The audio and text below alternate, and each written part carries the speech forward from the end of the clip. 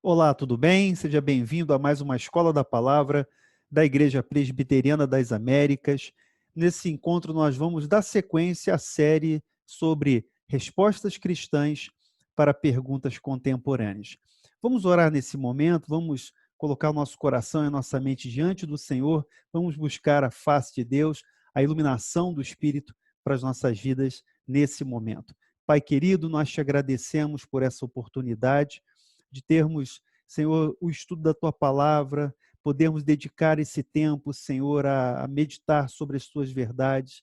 Nós queremos te pedir, Senhor, que nesse momento o Senhor ilumine os nossos pensamentos, que o Senhor abra a nossa mente e o Senhor quebrante o nosso coração, para nós podermos receber a Tua Palavra e que ela transforme as nossas vidas, que ela produza o resultado desejado que Tu tens para nós nesse momento, nesse dia, Pai. Abençoa-nos, conduz cada pensamento e cada palavra, dirige os nossos corações e mentes. É o que nós te pedimos em nome de Jesus.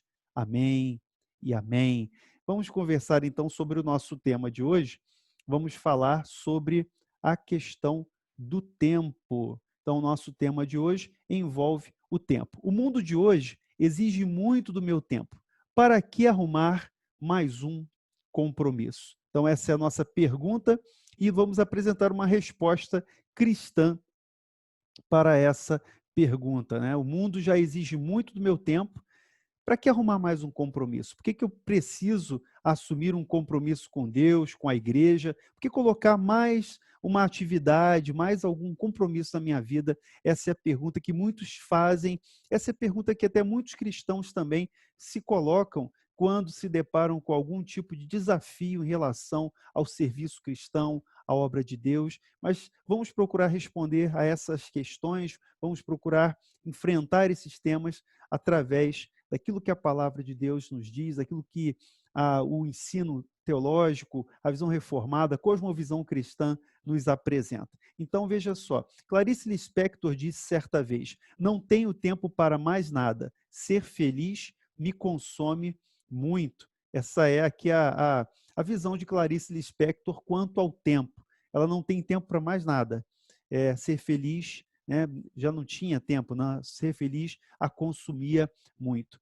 Benjamin Franklin disse o seguinte: as três coisas mais difíceis do mundo são guardar um segredo, perdoar uma ofensa e aproveitar o tempo. Talvez essa última seja realmente a mais difícil, aproveitar o tempo. Então, essas duas proposições que eu coloquei aqui, de duas pessoas que já viveram no passado e deixaram as suas impressões, as suas marcas sobre a questão do tempo. Uma primeira que diz que não tem tempo para mais nada, porque ser feliz já lhe consome praticamente todo o tempo. E aqui um desafio para aqueles que querem administrar o tempo, que querem dominar o tempo, mas não conseguem dominar. Então, as três coisas mais difíceis do mundo: guardar um segredo, perdoar uma ofensa e aproveitar o tempo. Não sei se você viu esse filme, se vocês assistiram esse filme, em português o título foi O Preço do Amanhã. Em inglês, o título do filme era In Time. E aqui ele tem uma distopia, uma história bem interessante, acerca de uma época em que as pessoas vivem até os 25 anos e elas têm no braço uma marca já de um cronômetro do tempo da sua vida. Então, eu gostei muito da história desse filme. Se você puder, tiver oportunidade, assista a esse filme, que vai ser muito interessante para essa discussão quanto ao tempo. E a ideia do filme é que tempo é o recurso mais importante, o tempo é o bem mais valioso para aquelas pessoas. Então, elas compram tempo, elas negociam tempo, e quando termina o tempo, elas são ali imediatamente mortas, elas são eliminadas, então a vida termina ali por conta daquele tempo muito curto. Então, a ideia do filme é essa: tempo é dinheiro, você ganha, você perde. Então, se você precisa comprar uma comida, você paga com tempo. Essa é a ideia desse filme, dessa distopia aqui proposta. Um filme bem interessante, vale a pena para a gente fazer esse tipo de ponderação, de meditação quanto ao tempo. Então, e aqui tem essa pergunta dessa cena que ele diz assim: olha, se tivesse tanto tempo quanto eu, o que faria com ele? Então, o que você faz com o seu tempo? Essa é a grande questão. Como é que você vai empregar o seu tempo? Se você tivesse tanto tempo, algumas pessoas ali viviam muito tempo, porque elas tinham muito dinheiro, então elas compravam tempo de vida, enquanto os pobres, as pessoas que não tinham condições, elas morriam rapidamente porque elas não tinham o tempo. Ou seja, tempo é vida, tempo é recurso, tempo é dinheiro, é o recurso mais caro que nós temos, na verdade. E aí, na pressa, na correria ali do personagem principal, cada segundo conta. Então, fica aí a dica para depois você assistir o filme, se você não assistiu ainda, mas se você viu esse filme, você está recordando mais ou menos, associando com a história aqui que a gente está desenvolvendo. Vamos ler o Salmo 90. Eu queria começar a parte, né, desse estudo com a apresentação de uma parte do Salmo 90. O Salmo 90 é um salmo atribuído a Moisés, e ele diz assim: Senhor, tu tens sido o nosso refúgio, de geração em geração. Antes que os montes nascessem e se formassem, a terra e o mundo, de eternidade a eternidade, tu és Deus. Tu reduzes o homem ao pó e dizes: tornai filhos dos homens. Pois 1000 anos aos teus olhos são como o dia de ontem que se foi, e como a vigília da noite. O versículo 12 diz: ensina-nos a contar os nossos dias para que alcancemos coração sábio. Ensina-nos a contar os nossos dias para que alcancemos coração sábio. A pergunta que eu faço é: o que é o tempo? O que é o tempo para você? Como você definiria o tempo? Agostinho procurou responder essa questão e a resposta dele é muito interessante pelo jogo de palavras e pelo conteúdo, tanto filosófico quanto teológico, que ele encerra. Ele diz o seguinte: o que então é o tempo? Se ninguém me pergunta, eu sei. Se eu quiser explicar isso para alguém que me pergunta, eu não sei. Posso afirmar com confiança, porém, que isso é tudo o que sei. Se nada acontecesse, não haveria passado. Se não houvesse os acontecimentos, não haveria futuro. E se nada existisse, não haveria presente. Então, não sei se respondeu a sua dúvida quanto ao conceito de tempo, mas Agostinho brinca com as palavras, brinca com o conceito, mas ele está mostrando aqui a realidade do que para a gente é o tempo, é a ideia do passado, do presente, do futuro. Então ele diz que para ele, né, se ninguém pergunta, ele sabe o que é o tempo. É verdade. Subjetivamente, nós temos uma noção de tempo, nós sabemos o que é o tempo. Agora, se você tiver que explicar para alguém o que é o tempo, essa é uma tarefa muito difícil. E o próprio Agostinho, sábio, filósofo, teólogo, grande em sabedoria e deixou marcas aí na história, nos seus, nas suas confissões, nas suas teorias e na sua todo o seu trabalho desenvolvido, ele mesmo diz que não saberia como responder, mas ele afirma que se nada acontecesse, não haveria passado. Se não houvesse os acontecimentos, não haveria futuro. E se nada existisse, também não haveria presente. Aqui, esse trecho é das Confissões e é citado por Hermann Bavinck na sua dogmática reformada. E eu queria trabalhar com você agora dois conceitos do tempo, acerca do tempo, o tempo intrínseco e o tempo extrínseco. Por que é importante a gente compreender essa questão? Para a gente poder definir a ideia de tempo e também trabalhar, daqui a pouco a gente vai entrar na ideia de eternidade, a questão da eternidade. Veja, o tempo extrínseco, nós temos aqui como referência o padrão pelo qual nós medimos o movimento. Então, quanto ao tempo extrínseco, é o padrão que nós usamos para medir o movimento. Em certo sentido, ele é acidental e é arbitrário. Nós o extraímos do movimento dos corpos celestiais, que é constante e universalmente conhecido. Então, nós sabemos que a Terra faz o seu movimento de rotação, faz o seu movimento de translação, nós temos o posicionamento dos corpos celestes, então o tempo é contado dessa maneira. Há povos que contam luas, então daqui a tantas luas, daqui a tantos sóis, então há uma arbitrariedade em relação a essa contagem, porque esse padrão pode variar de povo para povo, de costume para costume. Essa é a ideia do tempo extrínseco. O tempo, nesse sentido, um dia cessará. conforme prometido no livro de Apocalipse, lá no capítulo 10, versículo 6, e também no capítulo 21. Esse tempo, essa ideia de tempo, vai passar, vai cessar na consumação dos séculos. Agora, o tempo no sentido intrínseco é algo mais. O que seria o tempo intrínseco? É o modo de existência. Então, veja como é que a ideia é totalmente diferente. O tempo extrínseco é um padrão de contagem do tempo. Você pode contar o tempo em horas, em dias, em anos, em luas, em sóis, etc. Agora, o tempo intrínseco diz respeito ao modo de existência, em virtude do qual as coisas têm passado, presente e futuro.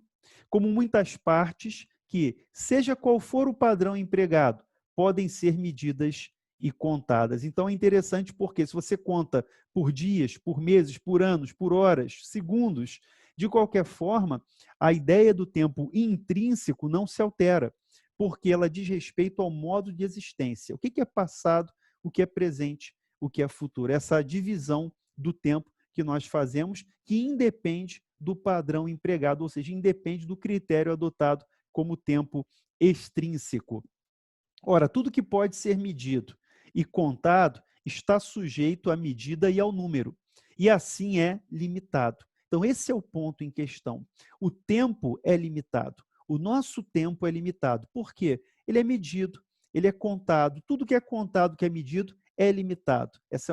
Isso é intuitivo, isso faz parte da própria natureza daquilo que é finito. Pois sempre há uma medida e um número maior do que aquilo que foi medido e numerado. Então, há pessoas mais velhas do que eu, há pessoas mais novas do que eu. Então, se nós formos contar, medir esse tempo de vida, de existência, então nós temos sempre alguém, né, com uma contagem maior. Então, o tempo de vida, o tempo de trabalho, o tempo de paternidade, diversas formas de contagem, sempre haverá alguém com maior número, outro com menor número, por conta dessa medida, dessa contagem. Isso tem a ver com aquilo que é finito, aquilo que é limitado. Consequentemente, a natureza essencial do tempo não diz respeito à finitude ou infinitude do antes ou do depois, mas ele abrange uma sucessão de momentos que há nele um período que é passado, que é presente, e um período que vem depois, que é chamado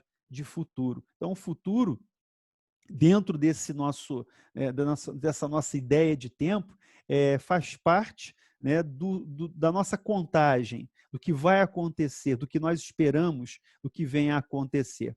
Mas daí segue-se que o tempo intrínseco, que é um modo de existência, que nós já comentamos, o tempo intrínseco é um modo de existência, que é característico dos seres criados, dos seres finitos. Então, o tempo tem a ver com a nossa finitude. O tempo tem a ver com a nossa própria natureza de criaturas, de seres finitos, de seres que não são eternos. Nós não somos eternos como Deus é eterno, mas nós somos finitos porque nós temos um início e nós teremos um fim. Nós temos na nossa vida essa pauta de passado, de presente e de futuro. Quem diz tempo, diz movimento, mudança, mensurabilidade, computabilidade, limitação, finitude, criatura. E é interessante, fazendo o paralelo, a gente vai fazer essa relação com a eternidade de Deus. Deus, o eterno, não é sujeito ao tempo, não está limitado ao tempo, ele não é contado pelo tempo, ele é eterno. Nós lemos lá no Salmo 90, de eternidade em eternidade, tu és Deus. Então, o tempo é a duração da existência da criatura. O tempo existe porque existe a criatura. O tempo é a duração da existência da criatura. E aqui é importante a gente conversar sobre essa expressão. Quando diz tempo, diz movimento, mudança. Deus é imutável. A eternidade de Deus faz parte da sua imutabilidade. Interessante essa relação.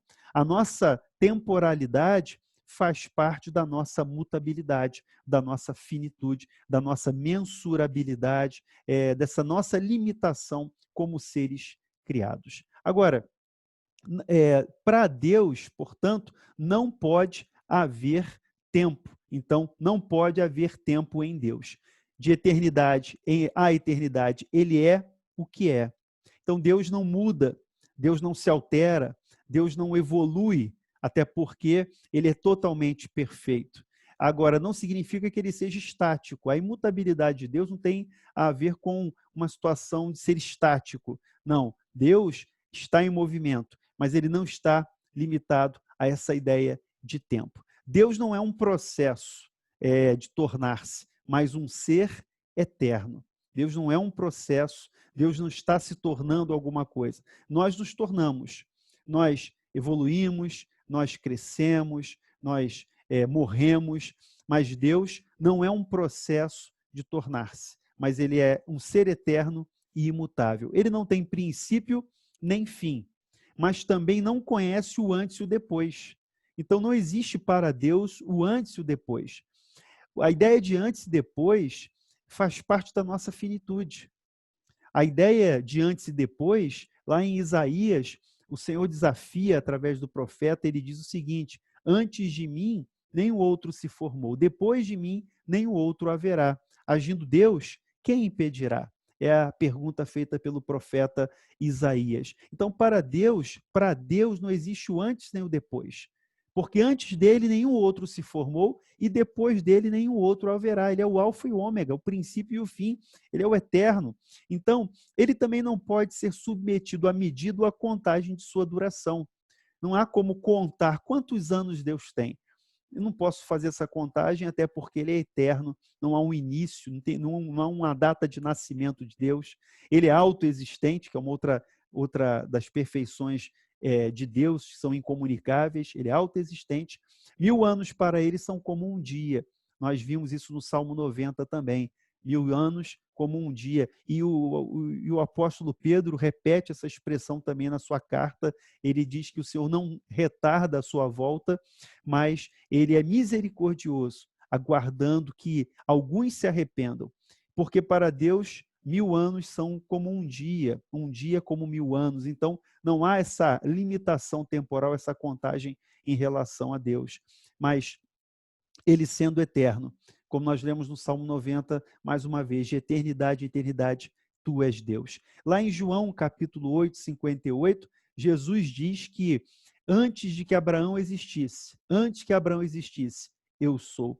Isso gerou uma comoção, uma revolta entre os judeus, que pegaram em pedras para apedrejá-lo ali, dizendo: você não tem 40 anos e diz que é antes de Abraão, mas ele estava revelando ali, mostrando a sua eternidade, o eterno, o Filho de Deus, a segunda pessoa da Trindade, mostrando a sua eternidade. Apesar de ter rasgado o tempo, vivido entre nós, ele é eterno. Então, o eterno eu sou. Diz Deus a Moisés na sarça: eu sou o que sou. Deus, o eterno, o imutável, aquele que não está sujeito ao tempo, aquele em que não pode haver tempo. A eternidade de Deus, portanto, deve ser imaginada como um presente eterno, sem passado nem futuro. Então, essa ideia é interessante. A eternidade de Deus deve ser imaginada por nós, né? A nossa limitada compreensão, ela pode vislumbrar um esboço dessa eternidade de Deus, ao imaginarmos como um presente eterno. Ou seja, não há passado, não há futuro, um eterno presente. Para Deus, todas as coisas são presentes. Seu dia é a eternidade. É muito maravilhoso nós pensarmos dessa maneira. Nós, seres finitos que somos, limitados pelo tempo, incertos quanto ao futuro, nós vivemos tempos de muita incerteza, nós vivemos tempos de muita aflição e angústia, de ansiedade, porque nós não sabemos o futuro, nós não sabemos o que vai acontecer, quanto tempo dura uma pandemia, quanto tempo dura um isolamento social. Nós não temos essa noção e nem temos esse controle. Mas, para Deus, todas as coisas são presentes. Todas as coisas são presentes. O seu dia é a eternidade. A própria eternidade é a substância de Deus, que não tem em si nada que seja mutável. A própria eternidade é a substância de Deus. A eternidade faz parte do ser, das perfeições de Deus. Citando mais uma vez aqui Hermann Bavinck, na sua dogmática reformada. A eternidade de Deus não está abstrata e transcendente acima do tempo. Ela está presente e imanente em cada momento do tempo. Essa informação é muito importante para nós. A eternidade de Deus, apesar dessa sua perfeição absoluta e incomunicável, a eternidade de Deus não está abstrata e transcendente acima do tempo. Muito pelo contrário, Deus está presente no tempo, imanente também em cada momento. Há, de fato, uma diferença essencial entre eternidade e tempo, mas também há uma analogia e afinidade entre eles, de modo que a primeira pode habitar e trabalhar no segundo. A eternidade pode habitar e trabalhar no segundo. E a prova maior dessa afirmação é a encarnação de Cristo. A eternidade pode habitar e trabalhar no tempo. Deus rasgou o tempo, Deus entra no tempo na história através do seu Filho Jesus, que veio, habitou entre nós, trabalhou no tempo para a nossa salvação, para o nosso resgate. Então, essa ideia, veja, por isso que a eternidade de Deus não está isolada, transcendente, abstrata. Ela vem até nós. A eternidade de Deus vem até nós. Lá em João 3,16, é registrado que Jesus diz, porque Deus amou o mundo de tal maneira que deu seu Filho unigênito, para que todo aquele que nele crê não pereça, mas tenha vida eterna. Então, o desejo de todo homem é ter vida eterna. Mesmo aqueles que não creem na vida após a morte, mesmo aqueles que não creem na vida após a morte, se pudessem, viveriam eternamente, não morreriam. A verdade é essa.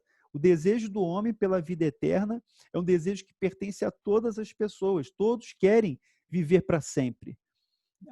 Então, independente da maneira como encara essa vida para sempre. Então, a verdade é que a eternidade de Deus influi no tempo, trabalha no tempo, habita no tempo e ela se revela a nós na pessoa de Jesus Cristo.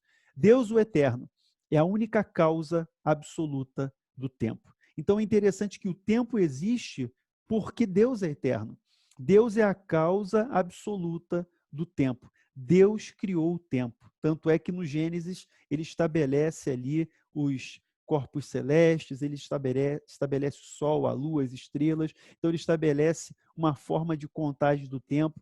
Você vê que nos primeiros capítulos, ali no início do Gênesis, você tem, e foi a tarde, o dia, e ele começa a narrar uma sequência cronológica a partir da criação de todas as coisas. Em si e por si mesmo, o tempo não pode existir. O tempo não se fez existir por si só. O tempo não se criou por si só. O tempo não é uma entidade com autoconsciência e autocapacidade, autoexistência. Não. O tempo também é criação de Deus. Em si mesmo e por si mesmo, o tempo não pode existir. Ele é um tornar-se contínuo. Ele tem que se apoiar em um ser eterno. O tempo é um tornar-se contínuo, ou seja, o tempo está em movimento e ele tem que se apoiar em um ser que é eterno, que é Deus. É Deus quem por seu eterno poder, sustenta o tempo, tanto em sua inteireza, quanto em cada momento dele. Então, a eternidade é sempre presente. O tempo é passado, presente e futuro. Esses momentos do tempo estão dentro do controle de Deus.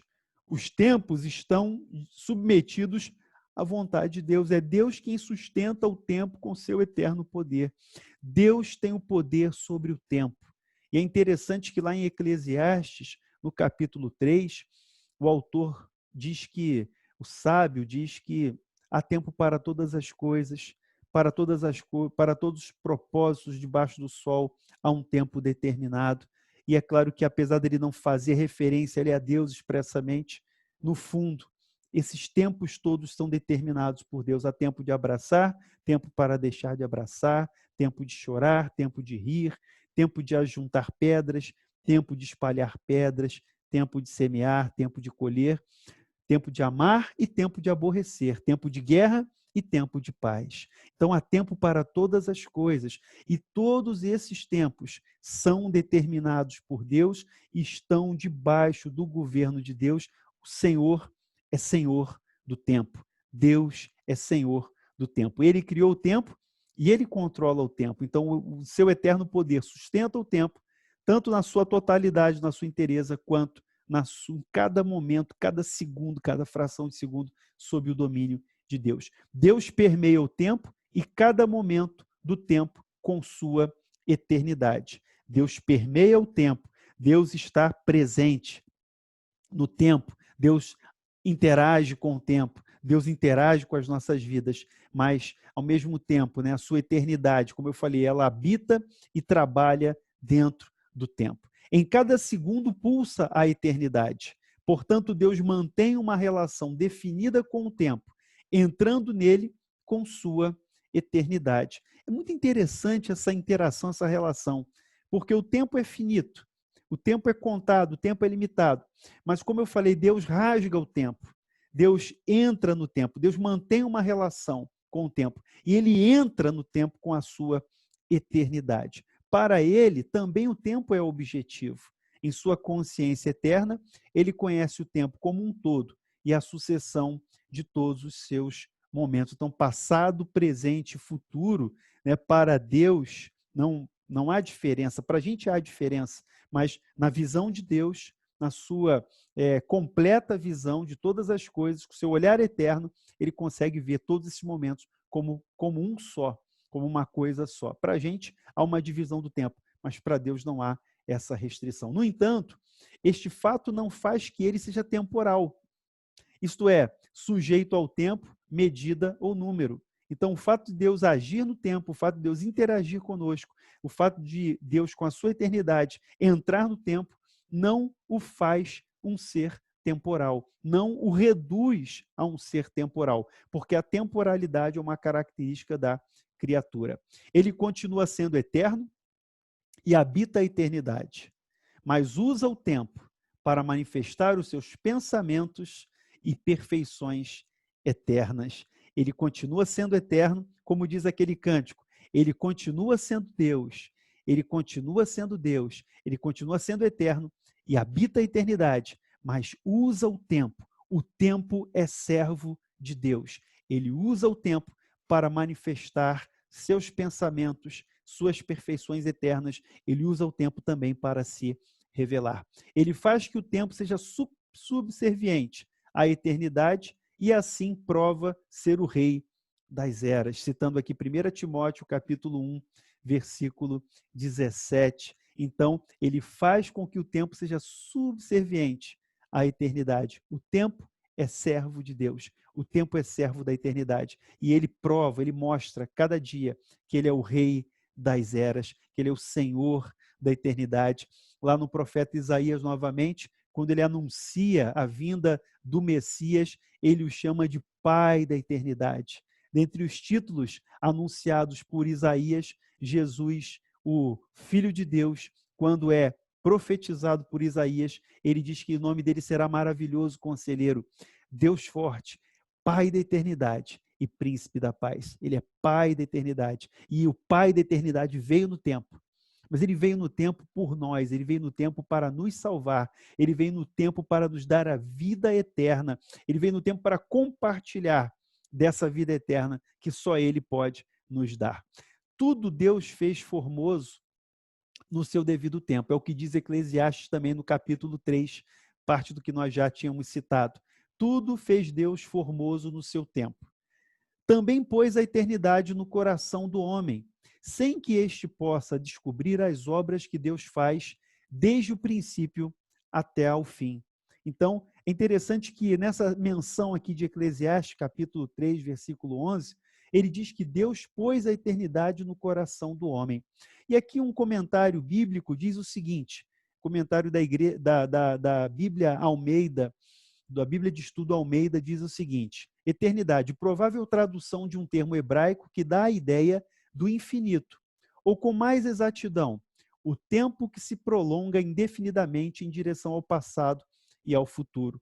Então, a expressão eternidade aqui do hebraico tem essa ideia, tem esse significado de o tempo que se prolonga infinitamente para o passado e para o futuro. E ele completa dizendo, o comentário da Bíblia de Estudo Almeida, revista e atualizada, aqui muito provavelmente diga respeito à capacidade humana de abranger com o pensamento a totalidade dos acontecimentos passados e futuros e ao desejo irresistível de compreender o seu sentido e o seu porquê. Então, quando lá em Eclesiastes o sábio coloca essa expressão de que Deus pôs a eternidade no coração do homem, essa é a ideia, essa capacidade humana de abranger com o seu pensamento a totalidade dos acontecimentos passados e futuros. Ou seja, essa noção que nós, como seres humanos, temos de entender o tempo, de contar o tempo, de perceber o tempo, e mais, né, de compreender o seu sentido e o seu porquê. Essa é a referência, essa explicação aí, a abordagem dessa expressão eternidade lá em Eclesiastes capítulo 3. Eu queria, nessa parte final do nosso estudo, explorar com você esse texto de Efésios capítulo 5, dos versículos 15 a 17, esse texto que diz respeito também ao tempo, a nossa relação com o tempo, como filhos de Deus, como criaturas de Deus, como nós devemos lidar com o tempo. Diz assim o apóstolo Paulo na carta aos Efésios, capítulo 5, de 15 a 17. Portanto, vede prudentemente como andais, não como nécios, e sim como sábios, remindo o tempo, porque os dias são maus. Por essa razão não vos torneis insensatos, mas procurai compreender qual a vontade de Deus. Então, o desafio feito por Paulo aos Efésios chega até nós, e é o nosso desafio diário, para que nós não sejamos nécios, mas sim sábios, e ele nos chama a andarmos prudentemente, como sábios, não como nécios, remindo o tempo. Então, remir o tempo é sabedoria. Então, o sentido aqui de remir o tempo, a tradução, a ideia aqui do texto no grego é comprar intensivamente. Comprar de forma a esgotar as possibilidades existentes. Então, as possibilidades contidas no tempo devem ser cabalmente aproveitadas, apropriadas mediante o empenho de custos de esforços. Toda a vida dos cristãos deve ser marcada pela vigilância e pela orientação para o alvo. Essa explicação, essa abordagem aqui, que daqui a pouco eu vou mostrar a fonte, é de um comentário bíblico, o comentário Esperança, ele toca num ponto muito importante. A tradução do termo remir aqui, a análise dessa palavra remir, diz respeito a comprar intensivamente. Você lembra que nos primeiros dias em que houve o isolamento social, quando foi reconhecida a pandemia, houve uma corrida aos mercados, lembra desse momento? As pessoas correram ali afoitas aos mercados, compraram ali alimentos, compraram víveres, imaginando que esse isolamento social seria ali radical e as pessoas não teriam acesso ali aos alimentos. Haveria uma escassez de produtos. E realmente houve, no início, uma escassez por conta dessa corrida, por conta dessa procura, né, desordenada de produtos nos mercados. Realmente houve um início de desabastecimento. Mas depois as pessoas perceberam que seria possível administrar esse tempo comprando ali com mais tranquilidade. Fazendo uma comparação, mal comparando, a ideia do texto é mais ou menos essa: comprar intensivamente, esgotar todas as possibilidades existentes. Então, é como se houvesse essa correria ali para o mercado para comprar, para esgotar todo o estoque, para armazenar, para guardar, para aproveitar todos aqueles produtos. Então, só que essa compra diz respeito ao tempo. E é por isso que lá no início eu lembrei daquele filme, né, do tempo, O Preço do Amanhã, porque ali o tempo é comprado. O tempo virou uma moeda. O tempo naquela ficção vira uma moeda e a vida das pessoas depende delas terem ou não aquele tempo ali marcado no braço, aquele cronômetro ali que vai correndo e vai esvaindo a sua vida aos poucos. Então, a ideia de remir o tempo, citada aqui por Paulo na carta aos Efésios, é a ideia de comprar intensivamente, é esgotar todas as possibilidades. Só que ele está dizendo respeito ao tempo. Então, nós devemos ter uma relação com o tempo no sentido de aproveitá-lo ao máximo. Aproveitá-lo ao máximo, não na ideia do carpe diem, não na ideia de viva o hoje, comamos e bebamos que amanhã morreremos. Não nesse sentido, mas uma ideia de aproveitamento do tempo para Deus, para a glória de Deus, sabendo que Deus está presente, sabendo que Deus vive, né, em nós, sabendo que nós vivemos a nossa vida para Deus, Deus está presente em todos os momentos da nossa vida.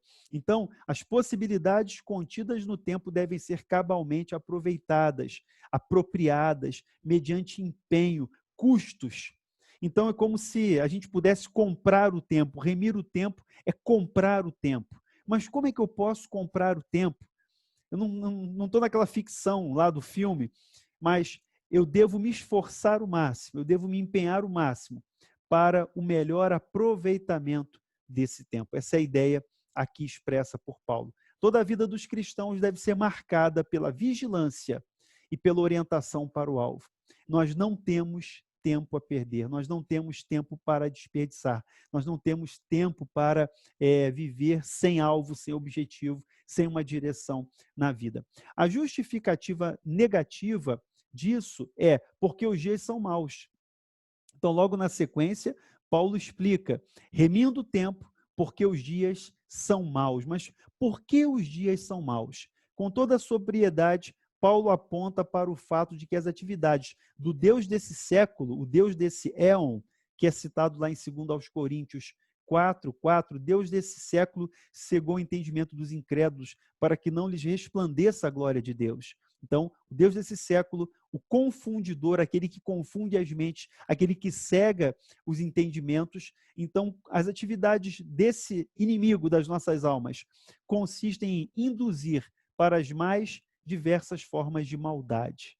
Então, por isso que os dias são maus. Os dias se deterioram totalmente, tornam-se maus, porque eles são influenciados, as pessoas são influenciadas pelo Deus desse século, que tem cegado o entendimento dos incrédulos, por isso os dias são maus, eles vão se deteriorando. O tempo, então, para aquele que não tem essa compreensão, esse entendimento, é um tempo desperdiçado, é um tempo jogado fora. Não obstante, o mesmo tempo é para os crentes o tempo das boas obras. Lá em Efésios capítulo 2:10, diz que nós somos criados em Cristo Jesus para as boas obras, as quais Deus de antemão preparou para que nós andássemos nelas. Então, o tempo que para os outros, né, são dias maus, porque o mal vai se multiplicando, para nós esse tempo é tempo de boas obras. É o tempo bem-vindo, o dia da salvação, citado lá em 2 Coríntios, capítulo 6, versículo 2. Em última análise, sua conduta evidencia se eles se orientam pelo dia de Cristo e se essa esperança os leva a utilizar resolutamente o tempo que lhes foi dado, remindo. Então, assim como Paulo afirmou que prosseguia para o alvo, pelo prêmio da soberana vocação de Deus em Cristo Jesus, nós também somos chamados a adotar uma resolução, adotar uma postura de utilizar resolutamente o tempo que nos foi dado, o tempo que nos foi concedido, remindo esse tempo, aproveitando esse tempo, comprando intensamente esse tempo. Por quê? Porque nós aguardamos o dia de Cristo, porque nós temos como alvo, nós temos como norte o dia do Senhor. E essa esperança maravilhosa do dia do Senhor nos leva a uma atitude de seriedade, responsabilidade em relação ao tempo. A exortação feita por Paulo, lá no versículo 17, quando ele diz, por essa razão não vos torneis insensatos. Ele repete as mesmas, né, a mesma ideia lá do versículo 15, quando ele diz para que não sejamos nécios, mas sábios, e ele reforça essa ideia dizendo, por essa razão não vos torneis insensatos, mas procurais saber qual é a vontade de Deus. Então, o insensato é aquele tolo lá de Lucas capítulo 12, versículo 20, que visa obter sua segurança com base em suas posses. Não conta com Deus. Essa é sua tolice, seu pecado. Louco, essa noite pedirão a tua alma. E o que tens? Para quem ficará? Para quem você vai deixar isso? Então, a exortação do Senhor para nós é para que nós não nos tornemos insensatos no tocante ao tempo da nossa vida. Então, não como aquele nécio, aquele insensato de Lucas capítulo 12, versículo 20, que fazia planos, que sonhava sem Deus, que sonhava sem a aprovação de Deus. Essa insensatez beira o ateísmo. Então, citando aqui Marcos 7, 22, Lucas 11, 40, esse tipo de insensatez é um passo aí para o ateísmo, porque são planos, são investimentos, são cronogramas sem a vontade de Deus, sem a aprovação de Deus, sem a presença de Deus. O insensato não se dá conta da qualidade especial do seu tempo. É o que você viu lá em Efésios capítulo 5, 16. Ao invés de usá-lo em nome de Deus, deixa-o transcorrer, deixa-o fluir de forma desordenada, de forma irresponsável. Diante disso, os crentes devem ser sábios, isto é, compreender qual a vontade do Senhor. É o que o versículo 17 diz, na sua parte final. Então, não sendo insensatos, mas que possamos compreender qual é a vontade do Senhor. Ao invés de viver o dia a esmo, orientam seu tempo conforme a vontade do Senhor. Então, em vez de deixar, como diz ali a música, deixa a vida me levar, não. Eu quero viver o meu tempo, orientando o meu tempo, segundo a vontade do Senhor, obtendo assim o direcionamento para a vida. Novamente, é preciso lembrar que a vontade de Deus não impõe nenhum jugo insuportável aos cristãos, mas insere a vida deles numa forma condizente com o Evangelho. Ela abarca o que é bom, agradável e perfeito, citando aqui Romanos capítulo 12, versículo 2, e ele diz que nós devemos nos transformar pela renovação da nossa mente, para que possamos experimentar qual seja a boa, agradável e perfeita vontade de Deus. Então, a vontade de Deus não impõe julgo. Lembra da pergunta feita lá no início? Já não tenho tempo para nada. Para que eu vou arranjar mais um compromisso? Para que eu vou arrumar mais um compromisso? Não ter compromisso com Deus é a verdadeira perda de tempo. Achar que ter compromisso com Deus é perder tempo, exatamente esse pensamento é uma verdadeira perda de tempo, por não assumir um compromisso real, um relacionamento real com Cristo Jesus. Porque a vontade de Deus é boa, agradável e perfeita. E aqui, fechando esse estudo, o desafio para nós é não sermos insensatos, mas procurarmos compreender a vontade do Senhor, remindo o tempo, porque os dias são maus. É verdade que o pecador não consegue reconhecer nem cumprir a vontade de Deus em profundidade nem em amplitude.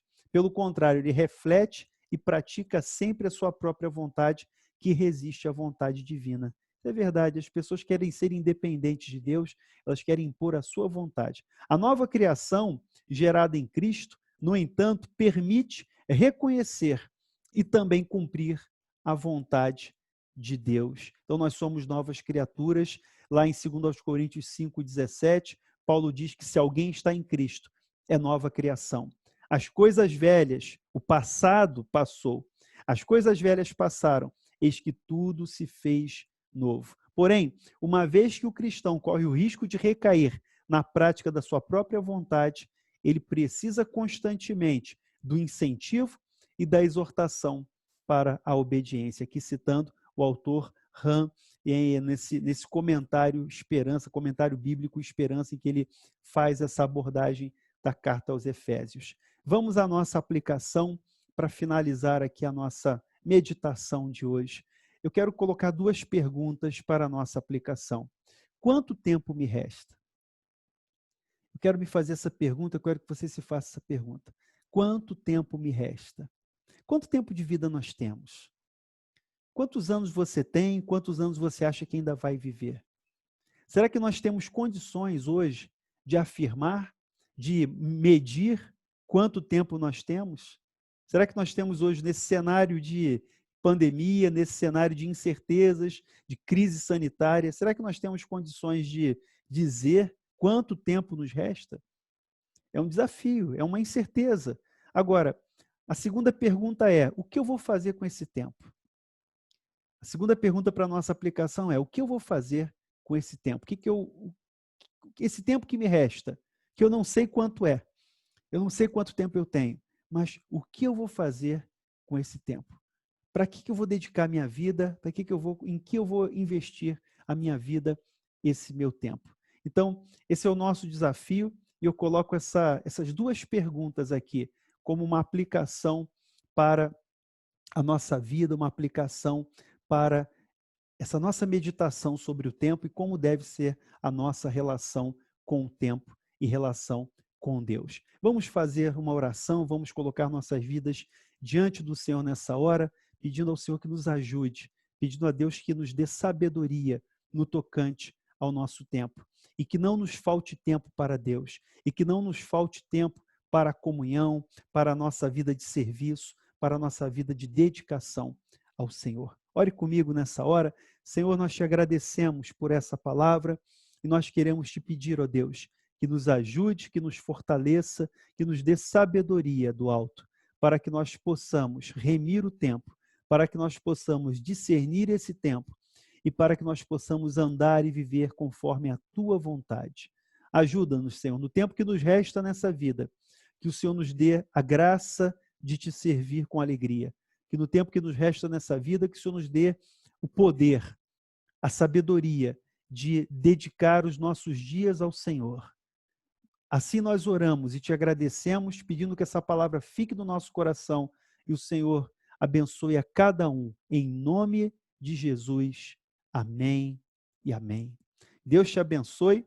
Até o nosso próximo encontro da Escola da Palavra da Igreja Presbiteriana das Américas. Até lá.